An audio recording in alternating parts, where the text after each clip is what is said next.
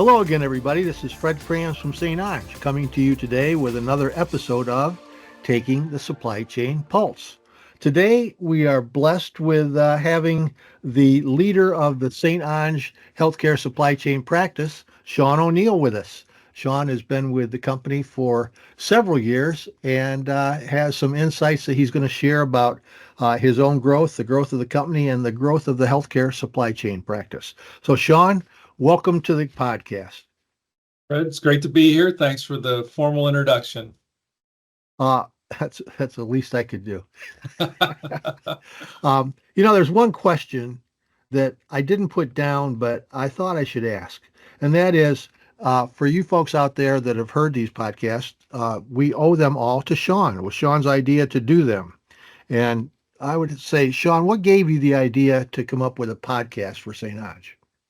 Well, I think it was really trying to tap into your potential, Fred. I think you've got a really good way with people. I think you have a charismatic personality. I mean, I don't want to give you too much positive energy. But no, I think you have a really great way with people. And I think you really care about, humans and the connection. And I think it was a great forum for you. So for that, I thought it was a great use of your capability. And I think you've just absolutely run with it. So I think we're all incredibly impressed and grateful for your success. And then it also levers a lot of your connections.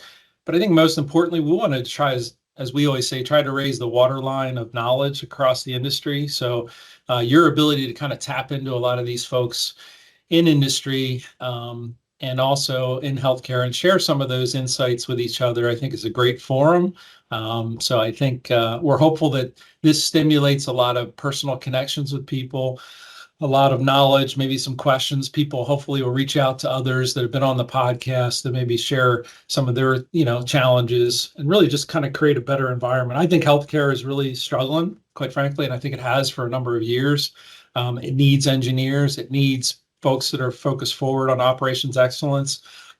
And I think a lot of what you're able to do through conversation is elicit and bring out some of those key pieces of insight that I think will be powerful for a lot of folks that do take the time to listen. So great. Well, the other thing is, I think it's a great thing for a lot of folks that work at various organizations, never get to go to the big meetings, never get to see or meet the folks that are leaders in supply chain. And what I've enjoyed about this is these conversations can sort of put a human face or a human understanding on people that really could give you insights that you wouldn't normally get. So I appreciate the opportunity to have done this.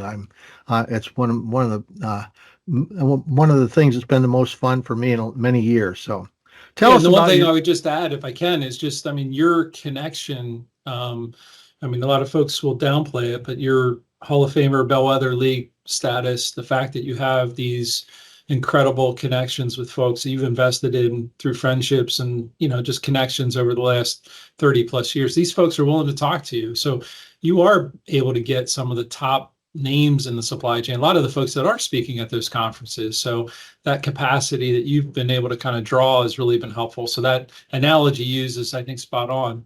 You're giving the opportunity to kind of bring that knowledge from different conferences to the podcast. So good stuff. Great. So tell us about your background, how you started out from your beginning to how you got with St. Onge. Again, how far do you want to go back? We don't want to go back to being born in a log cabin in Springfield, Illinois. No. I grew up in Delaware and just big, large family. And then was blessed with the opportunity to go to college in Cleveland, Ohio, which is one of the great cities in the country that gets a lot of bad press and people like to kick it. But it was a great experience for me.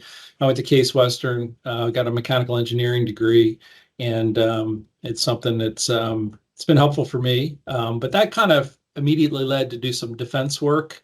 So I got out of, I should say this, I co-opted Caterpillar in a very mechanical engineering-like capacity in their hydraulics group. And then I actually then went to work at Textron Lycoming, which is a defense contractor that made turbine jet engines for tanks and helicopters. So I was on some of the developmental engine program. And in a good way, there was too much peace in the world. was really the bottom line. And there's a lot of really smart people leaving the company. And I kind of stepped back and said, what do I want for my career?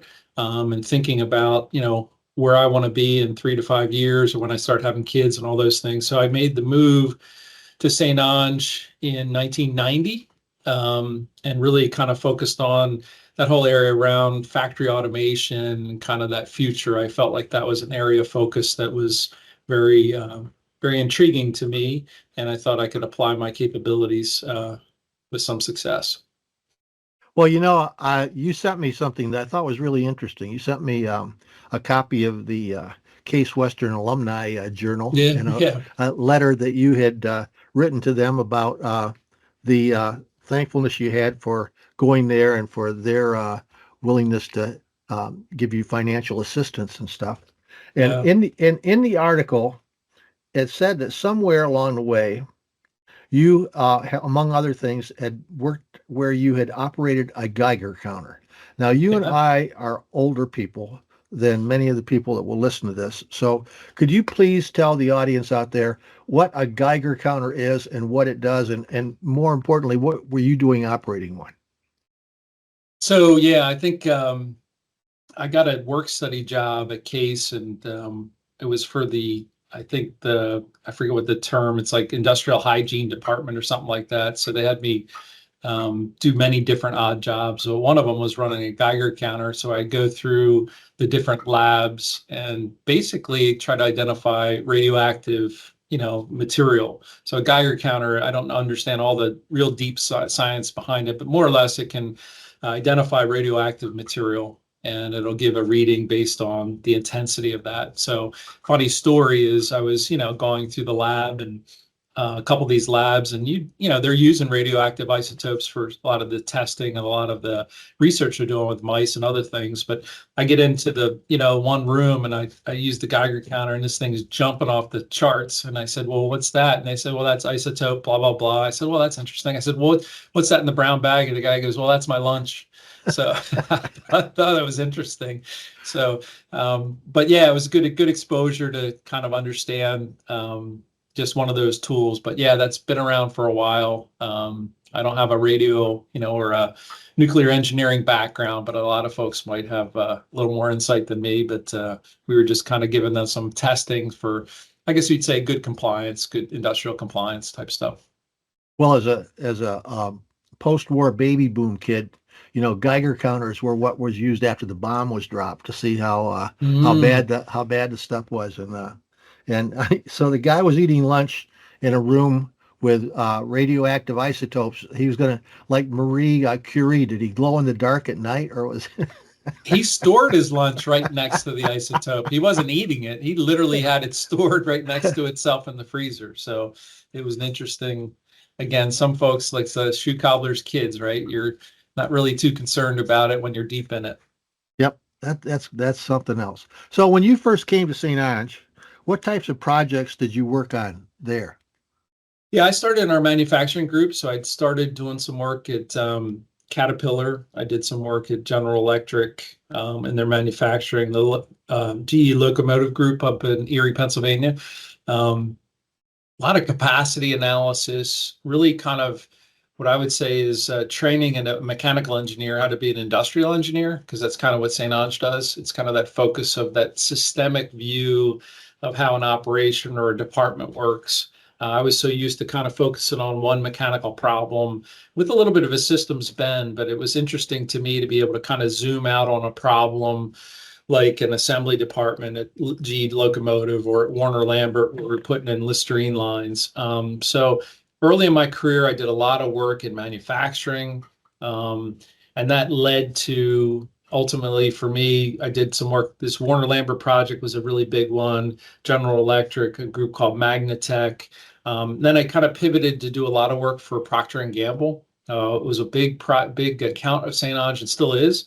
And I was kind of blessed with the opportunity. I had a mentor named Paul Ivanka that kind of took me under his wing and taught me kind of how to go about projects. There's a certain kind of industrial rigor that P&G had in doing their work, and it really kind of helped me cut my teeth and really understand, what was important as far as engineering analysis, and then looking at some different alternative solutions and the like. But that was kind of early, and I did a lot of work for P&G, a lot of manufacturing facilities all over the world, China, South America, a lot in the United States, a lot of diaper, a lot of Sunny Delight plants, a lot of work with their paper, tissue, and towel plants, Bounty. So it was a good experience. I also had a lot of focus. Art St. Onge was really pushing creativity. It's kind of an area of focus that he believes innovation is really important to the company. And I was lucky with him as another mentor because he used to bring me into all these brainstorming sessions. So any project we had, he would bring me to the brainstorming sessions. And I think he kind of, I don't know if he liked me or I don't know what was going on, but I really appreciate it because I really liked that idea of being able to solve a problem. And I think that was important to kind of understand how to attack a problem, how to zoom in on a problem, kind of look at it from different perspectives, and maybe bring some of those different ideas to the table. So that was really important for me in my development, but probably, the first, I'd say 5 to 10 years is really focused on manufacturing, then distribution. Did a lot of work with Becton Dickinson, Johnson and Johnson, and a lot of work in pharmaceutical plants as well. So I got a really, from a education standpoint, a really diverse background that I was really, what would you say? I was learning a tremendous amount, felt a lot of being stretched a lot, but I think it helped me in developing my judgment, which helped me later in my career as well. So you spent several years outside of healthcare. Yeah. How did you get sucked into this vortex of working with prehistoric people? Out of their prehistoric. I think for me, well, we had an opportunity at Johns Hopkins Hospital. There was an architecture group called Thornton Tomasetti that was being asked. Hopkins was planning a big million square foot expansion, sorry, on their campus down in Baltimore. And they were being asked by, the architect was being asked to kind of develop some options around receiving docks and some of the operational flows. And we had known some folks at that firm. I think Brian Jensen and Paul had known, or I think Brian knew the firm, but we all went down, had a meeting with the team down there and said, hey, listen, we don't have any experience in healthcare, but I think we have the right tools and the right approach to really analyze what needs to happen here to support, the design of this new hospital and this expansion. So we were lucky enough that they kind of took a shot on us, so to speak, and we really dug in and really tried to understand, activities with that engineering rigor. What happens every hour of the day, what's the receiving, what's the flow up to the point of care and back, to really understand and assess. It's pretty incredible. You think about healthcare in the sense that the nurse and the frontline workers really are providing care at the patient bedside, but there's a lot of kind of logistics infrastructure and things that have to happen in that supply chain for that to be successful. So, so that was an interesting play when we jumped in. But Hopkins was the first foray into the group, and it was myself and Dave Jeeves kind of dug into that. So what were your original reactions to the healthcare supply chain vis-a-vis the traditional supply chain? I mean, what were the similarities? What were the differences that you saw? Yeah, I mean, I think this is something I've struggled with when I first reacted to it or learned about it, and then I still struggle with to some level.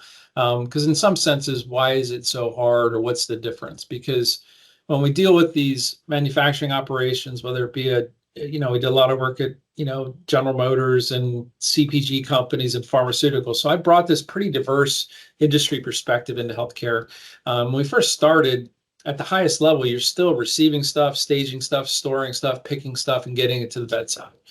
So at that fundamental basis, it's not that complicated, right? But for some reason, it starts to get complicated fast. And I think part of it is foundationally, there's some missing consistencies. The data that's coming in is inconsistent. So there's not this common platform and theme that allows for a level of communication. I think the SKU base, the items that are used is large, and it also goes through revisions and innovations. So this is a migrational SKU base that continues to evolve. So that variation keeps coming. And I think there's also this two other things. I think there's a inventory strategy that's kind of deployed throughout the hospital that inherently sets up this expediter mentality. In other words, they're not just one location. If I go into a GM plant or to a Warner Lambert plant or a GE plant, there'd be one location of that item, probably in the warehouse.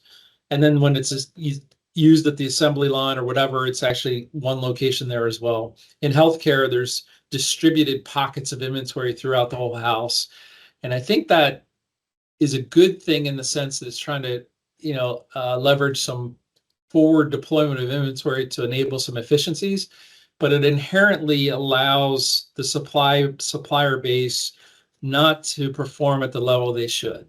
In other words, the deployment of inventory and the order completion levels, the inventory accuracy levels are below standard. So what it does is it essentially says, hey, this inventory is located here, but it's actually not consistently at the level it should be, and we're not getting the inventory resupply at the level it should be.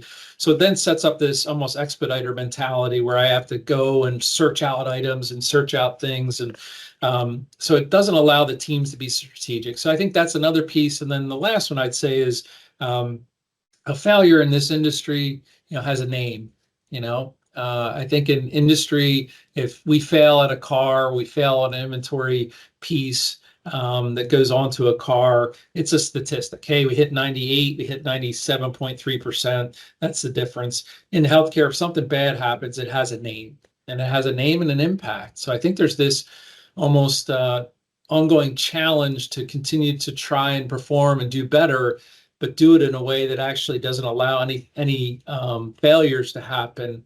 And I think that's just an ongoing challenge. It needs that level of oversight and that conservative nature, but by the same token, I think that's another aspect that makes it a little bit different. So when you said early on, like this archaic healthcare, I think healthcare is kind of operated the way it has, in my observations, because that's the way it's kind of been set up. I think it's one of those things, tell me how I'm going to be rewarded, tell you how I'll perform. I think the GPOs and the distributors have come into play because they're thinned down capabilities at each of the health systems. So this resupply infrastructure that's created itself, has knitted itself together and done pretty well. I mean, so I think the COVID kind of exposed some real challenges. So, it's one of those things where if you want to optimize on cost, you're going to reduce inventory, you're going to reduce some redundancy, you're going to reduce resupply capabilities. And then it kind of, certainly with COVID, that certainly exposed a lot of those challenges as well. So a lot said there, but I think those are some of the key points. Well, what I like about that is you didn't do what a lot of people that were from industry that have come into healthcare have done, and that is naively come in with the observation of, you guys are screwed up. We know what we're doing. It's very simple, and we can handle this. And I can't tell you the number of big name folks that have come from XYZ corporation into healthcare that have left a couple years later shaking their heads wondering why they didn't succeed. Yeah. And it gets down to Yogi Berra once said that baseball is 90% mental and the other half is physical. And I would say that healthcare is probably 90% political and interpersonal relationship based, and the other half might be operational. And that's the thing that has to be learned. You can have a formal healthcare, a formal training in supply chain, but then you need to understand how the milieu that you're going into, which is healthcare, works, and be able to build relationships there.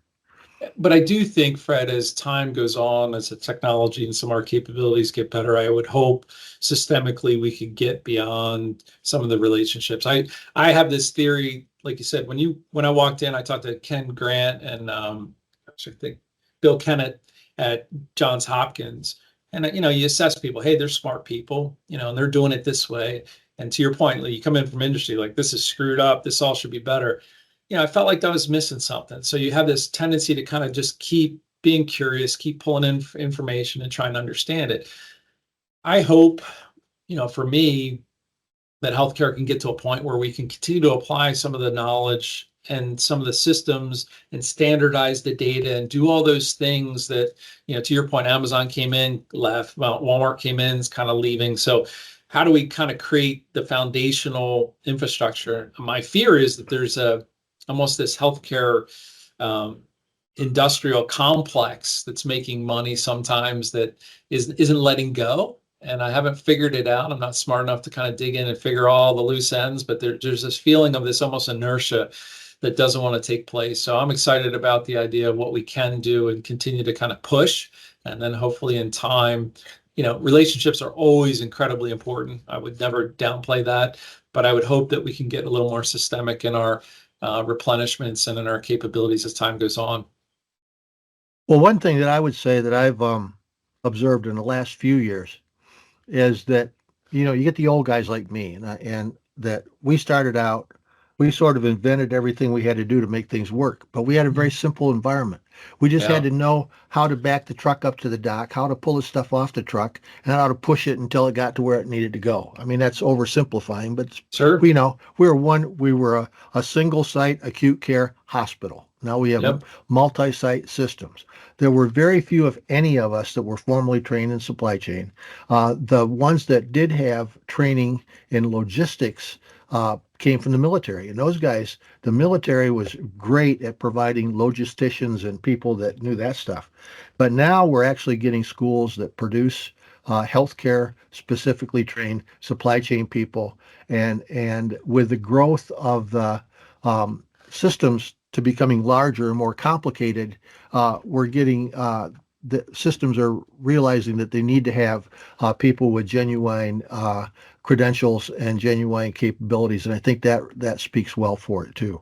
yeah, and But I think if I could add to that, I mean, I think if you see the systems getting bigger, what you're going to see is more and more healthcare systems really have to kind of build out their own supply chain organizations, right? With capable folks, so they can't rely on the GPOs and the distributors. They're going to have to kind of build out, or if they're going to direct them, they really ought to have that capability as well. But yeah, I think there's hope in the sense that I think there's a lot of things in play are going to get better, but I also feel frustrated personally because some stuff hasn't moved nearly along as I think it should have. We should be further along. We really should. And yep.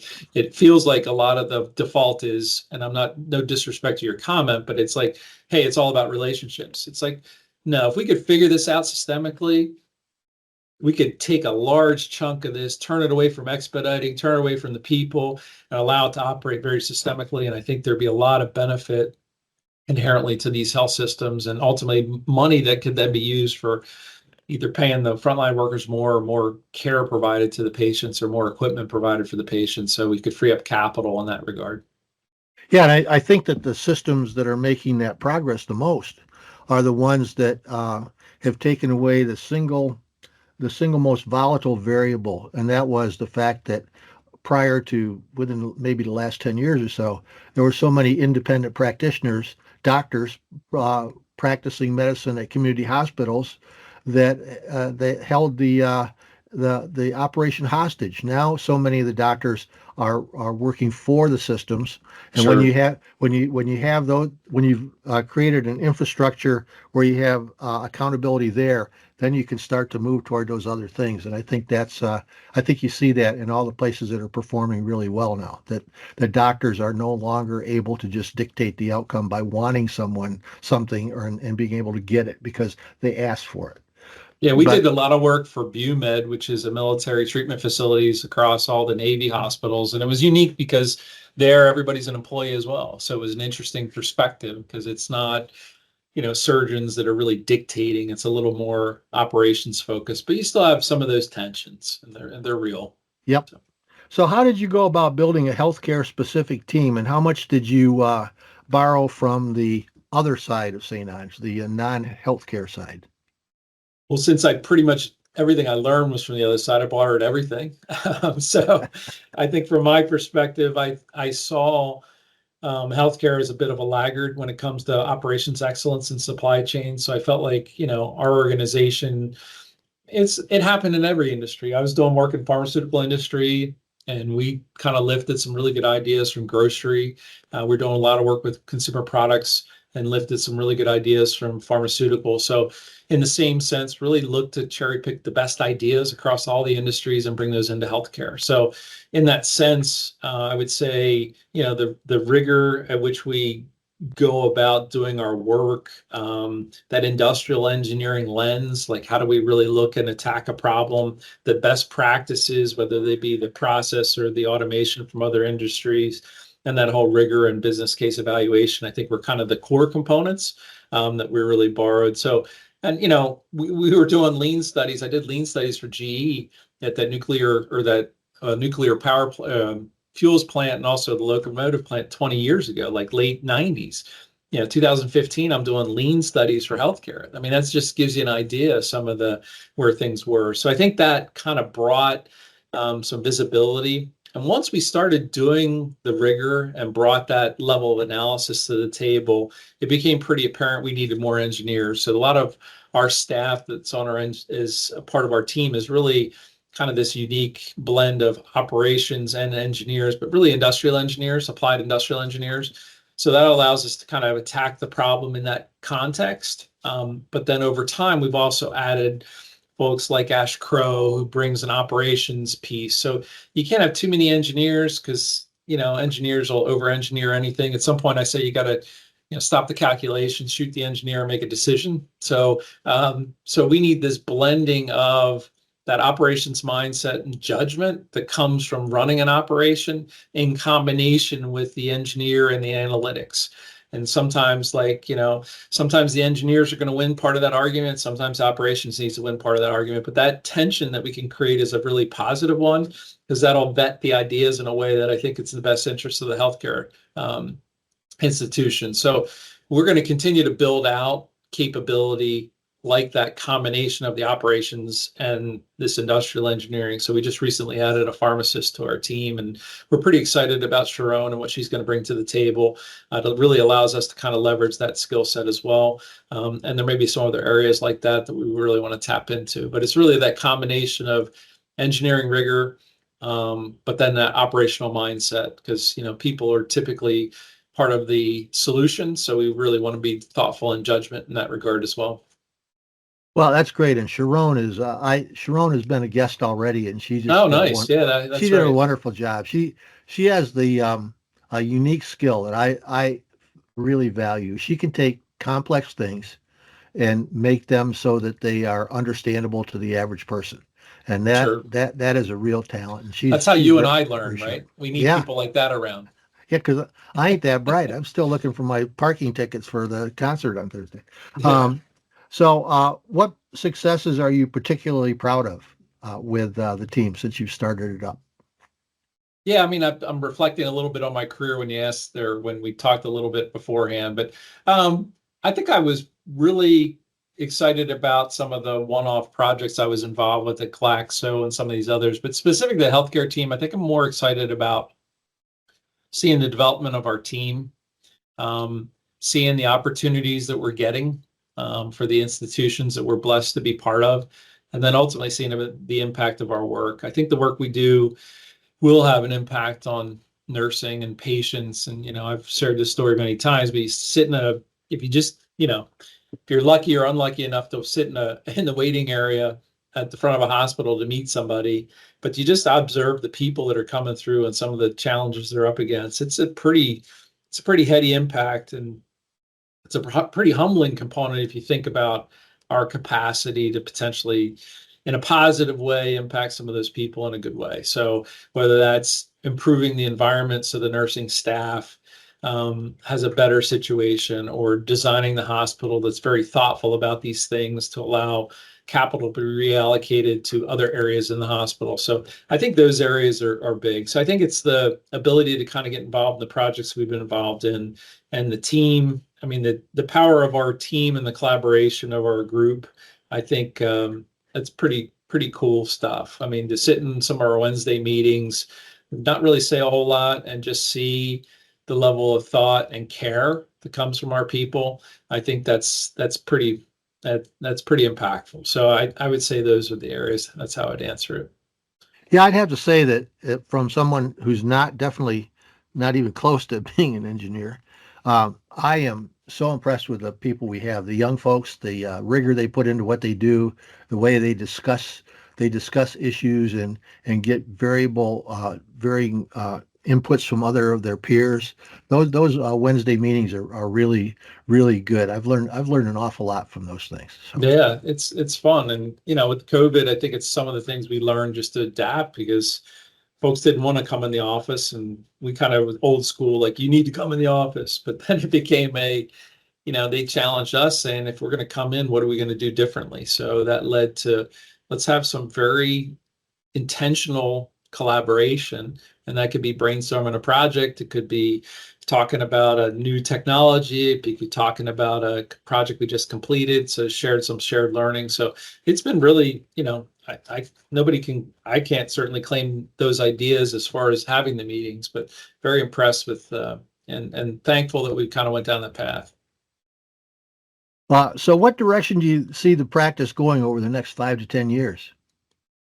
Well, I think the practice is going to hopefully continue to maybe help set the standard on the planning side. I hope that Sharon gets integrated really well. I think as healthcare systems are kind of trying to manage their costs, I think this centralization or this consolidation is going to continue to happen. The centralization of support service functions is going to happen as a lot of the C-suite is going to ask questions like, how do we leverage scale? How do we get more efficient? Is there a way to reduce the built environment? How do we get more operationally efficient? And I think those levers are really coming from, how do we think about the world differently? So the problem isn't now necessarily at the department level or even at the hospital level, it's a system level. I'm excited about that for our company because I think these consolidated service centers, these offsite locations that serve multiple assets in the health system, really play to our strengths, which is logistics, centralization, creating centers of excellence for, capability like central sterile, pharmacy, mail order pharmacy operations, distribution, biomed, and the like. So I think that trend's going to continue, and I think our team is going to really respond, and our capability to really address those problems and maybe even lean more on our non-healthcare brethren, if you will, to look at some of the logistics modeling, maybe route analysis, some of the other tools that we use to really optimize. We've used mixed integer linear program modeling to help assess where you put a distribution center. So it's a pretty intensive optimization tool. And we've actually used that for one health system. I think it was HCA. We did that analysis. So I'm excited about where those tools can go as well. So I think in that breath, I think we're going to add a little more capability to our team, and we're going to continue to expand. And I think the team's in really good position, and Tom Redding's getting ready to take it over. So I think it's going to be we're going to be really in a good position going forward. Well, I tell you what, I think you've done a great job while you've been here, Sean, and it's been my pleasure and privilege to know and work with you. But so what did I miss that you'd like to talk about? I think maybe the one thing that for me that's really intriguing, Fred, is and it's maybe some research I've been doing on my own too, but it's that whole idea around the convergence of artificial intelligence, more computing horsepower, the idea of a digital twin for a human, all those things that really is going to disrupt healthcare in a good way, right? So I think Cleveland Clinic's actually done some modeling this recently, care at home. People don't want to come to the hospital. I love my dad dearly. I mean, he's 93 and he makes these statements that are pretty simple, but yet important. He's like, you think about it, Sean, the whole concept of a hospital is pretty flawed. And I said, well, what do you mean by that? He goes, we take all these different sick people and we put them in one building. It's like, yeah, you create a soup. So it was interesting. But I think the point is that if we can care for folks at home, that's important. But I think more importantly, like, can we get beyond this? Can we get beyond this reactive care, this sick care? Can we get to preventative care? Like, can we really take Sean's DNA, which used to cost $500,000 to actually profile? Now they can do it for $100 or a couple $100. Can they take all that information about me? Can I take my Apple Watch and 15 other things and do a really predictive and proactive monitoring and helping me to stay out of the hospital and kind of put an end to a lot of this incredible pain and suffering. And I think with AI, honestly, I think it's coming. So for me, I'm excited about the potential future of healthcare, and people have used the term healthy care. I'm excited about it because I really do think we're going to get there. And I think maybe it's a little too optimistic. I look at a couple of the futurists. There's a guy named Ray Kurzweil. He's a futurist at Google, and his what do I say? His predictions are spot on. They're usually about 10 years off, but directionally, man, we're going in some really, really good places. But you think about how many people go to get healthcare that aren't necessarily going to need healthcare if they're properly managed beforehand. And I think that's the kind of stuff that super excites me. So I'm excited about that. And I'm excited about, what impact we certainly can have. But that was just the other piece. And certainly, appreciate everything you've been doing, Fred, certainly for the industry, for your whole career. I also appreciate what you're doing now. And I think this is a good place for you to be with these podcasts. You look cool, you act cool, and you're a cool dude. So we really appreciate everything you're bringing to the table. So. Well, I like the way you read the material I sent you. You read it real well. Yeah. No, Sean, As the Big Lebowski would say, you're the dude. Yeah, I'm the dude. The one thing that I think is going to be interesting, and we're almost at the end of our thing, but everything that can be moved forward can be accomplished. But the folks that are at the status quo and profiting from the status quo are going to fight it every way, and that's the difficult part. That's the part that's gonna I think is going to be tough. I think that's where I said it when early on when I got involved. I think there's this almost, I can't think of a better term, but it's almost the industrial complex of healthcare. And there's a lot of people making money off of healthcare. Some of it very above board. There's incredible doctors and incredible nurses, incredible people out there. And there's other folks that I think honestly think they're doing great work, but maybe it's not as efficient. And then there's other folks that may be a little more concerned about their pocket than they are about the care of people. And somehow if we could disrupt this, it's funny, it's how can you get the doctor closer to the patient on a consistent basis? Right now we got all these, people and layers and layers and layers. And I think when we were working that project, you and I in Penn State, and I can't remember the supply chain guy's name, but he sent us the flow Bagley. of money. Yeah, Bagley, Richard Bagley. He sent us the contextual reference of all the flows of money, and boy, it's confusing. So Yep. There's some folks in there that are getting some money along the way, but great point. I agree with you. I think there's hope. And Sean, I really appreciate having you as a guest, and hope to have you again before you sail off into the sunset. Sounds good, Fred. Thanks so much. Appreciate it. Yep. Thank you. Take care. Take care. Bye. Thanks again, everybody, for listening to our podcast, Taking the Supply Chain Pulse. Subscribe, follow, and give us your comments for topics or improvements. And if you know some people that you think we should be interviewing, please tell us about them too. I can be reached at fcrans, C-R-A-N-S, at stonge, S-T-O-N-G-E.com. We'd love to hear from you. Thanks again. See you next time.